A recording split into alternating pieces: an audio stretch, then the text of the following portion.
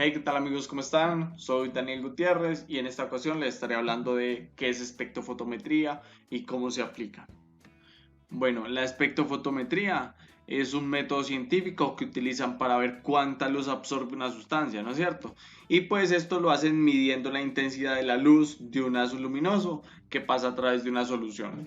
Y esto pues está con base a la ley de Beer y la ley de Lambert. Entonces, eso es lo que voy a explicar hoy detalladamente para que ustedes entiendan estos conceptos y los puedan relacionar mejor a sus enfoques de estudio o de trabajo. Entonces, empecemos hablando de el haz de luz o el espectro luminoso. Entonces, para esto tenemos una luz visible que comprende desde los 400 nanómetros hasta los 700 nanómetros de la longitud de onda. Entonces hay equipos para medir pues estas muestras, hay equipos que se llaman fotocolorines o espectrofotómetros.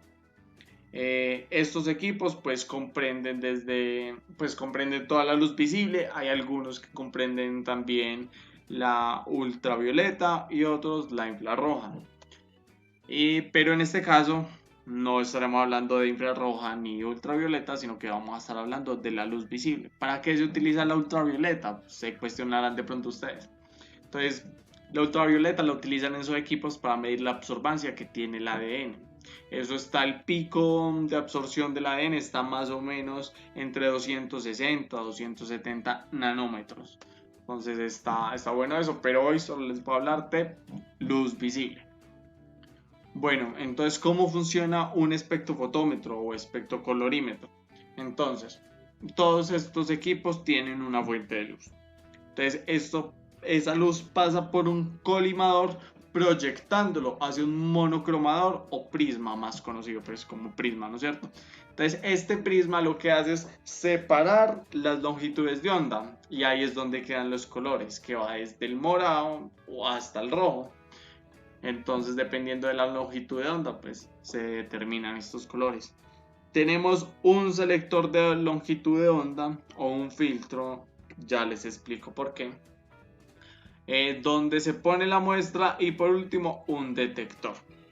Este detector lo que hace es detectar precisamente esta señal y convertirla en una señal eléctrica y posteriormente nos muestra pues a nosotros el resultado.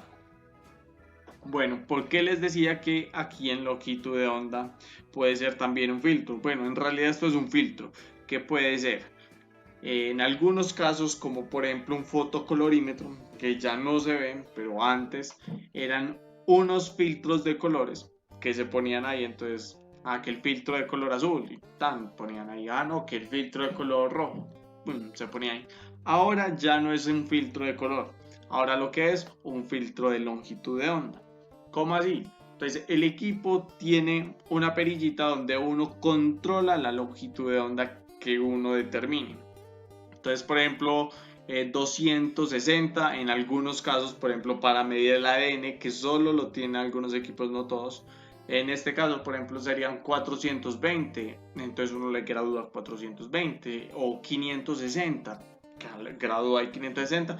Y lo que va a ver este selector de onda es que va a dejar pasar solo esas ondas que uno le dijo que pasara.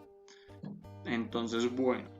Entonces, comprendida esta parte, vamos a pasar a mostrar la ley de Beer y la ley de Lambert y de cómo es que determinan la absorbancia de una muestra por medio de una luz incidente y una luz transmitida.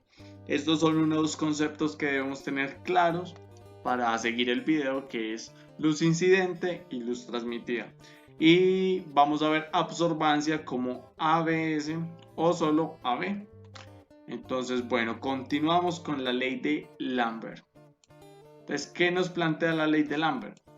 La ley de Lambert nos dice que la absorbancia está en relación directa al espesor del medio. Tomen nota porque esto es súper importante. La absorbancia está en relación directa con el espesor del medio. ¿Cómo así? Entonces les explico primero qué es eso y después les explico la fórmula.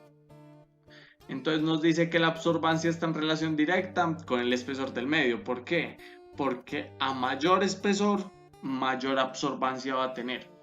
Porque no es lo mismo que la luz pase en esta franja que es muy delgada a comparación de esta otra que va a ser mucho más gruesa. Entonces, ¿cómo así? Sí, entonces la luz pasa por acá, va a estar menos tiempo en la muestra, por ende va a chocar con menos partículas y las cuales van a absorber menos. Entonces va a pasar más luz, va a terminar eh, pasando o transmitiendo más luz. Acá en un segundo caso, por ejemplo, tenemos que la luz entra al 100, en todos los casos la luz va a entrar al 100. Y entonces, como es un poquito más grande, entonces hay más moléculas, las cuales van a absorber más cantidad de luz y las cuales van a dejar pasar solo un 80%.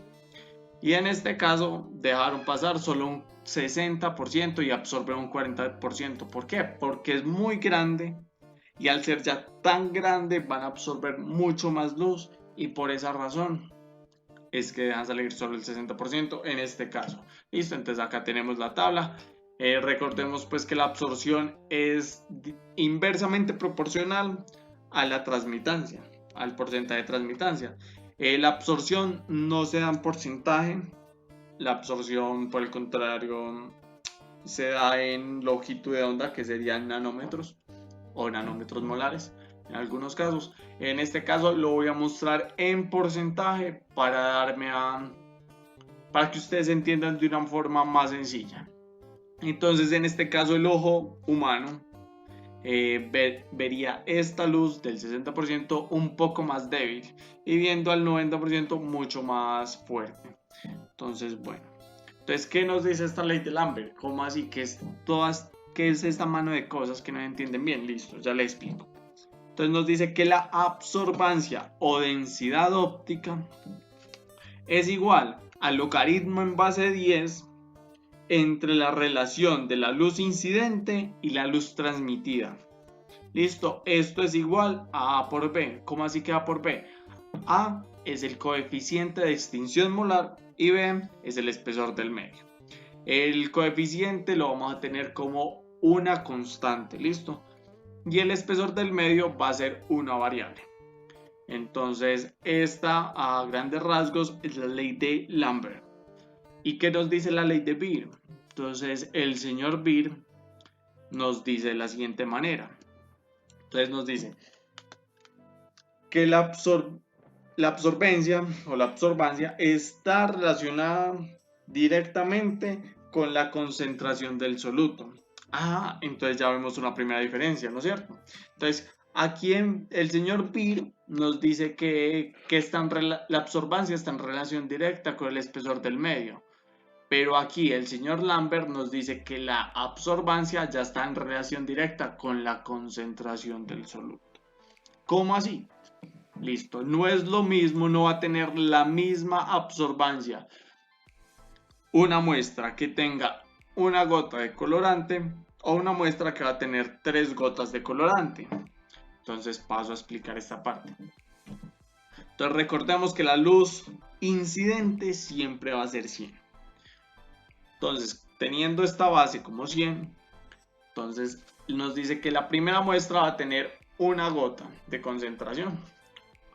Esto acá vamos a ver y ya voy a pasar a explicar esta tablita y toda esta cuestión.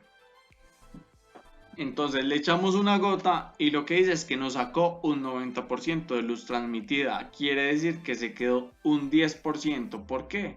Porque hubo una cantidad de moléculas determinadas las cuales la luz al atravesar la muestra se encontró con ellas y se empezaron a chocar. Entonces estas moléculas empezaron a absorber esa luz y ya como no pudo absorber más dejó pasar el resto, que en este caso sería el 90%. ¿Qué pasa con el 80%? La cual tiene 2 gotas de tinte rojo. Estas gotas lo que van a hacer es que va a haber mucha más concentración de moléculas las cuales van a absorber más luz.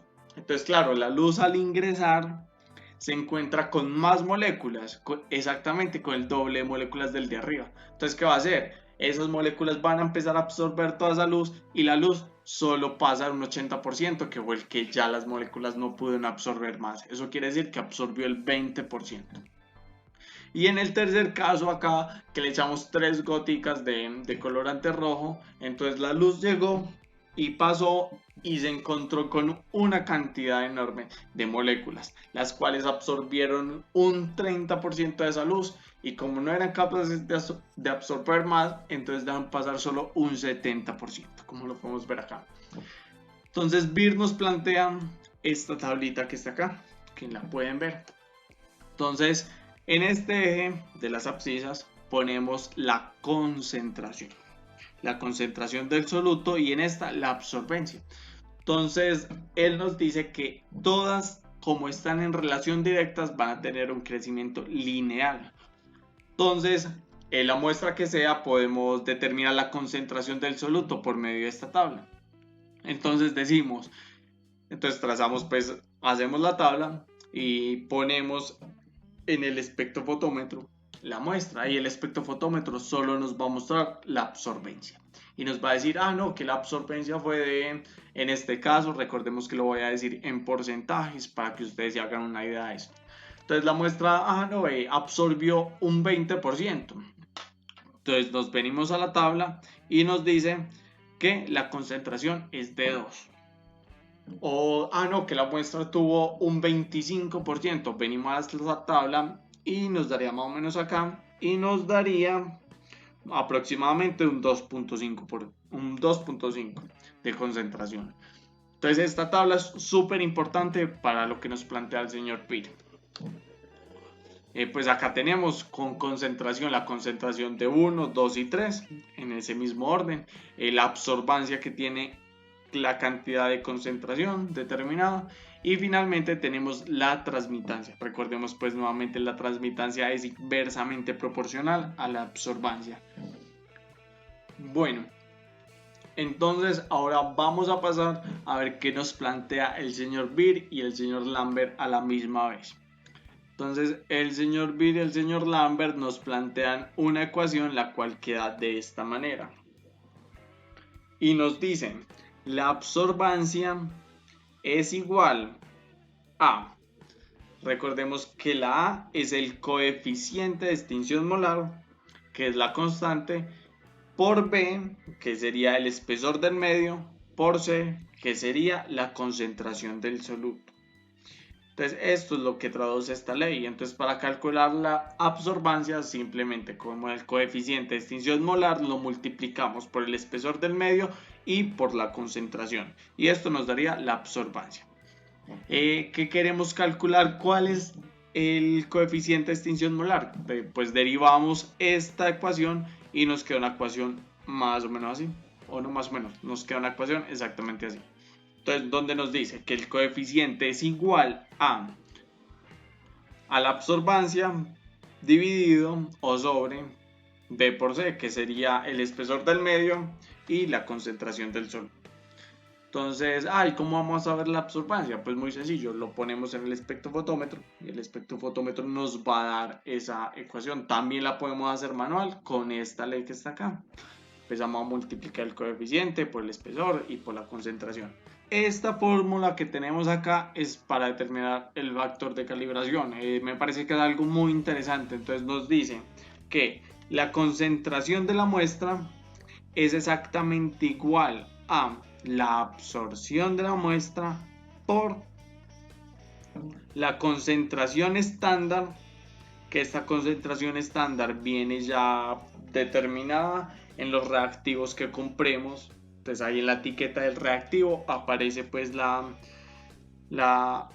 concentración estándar, y eso sobre la absorción de esa misma concentración estándar.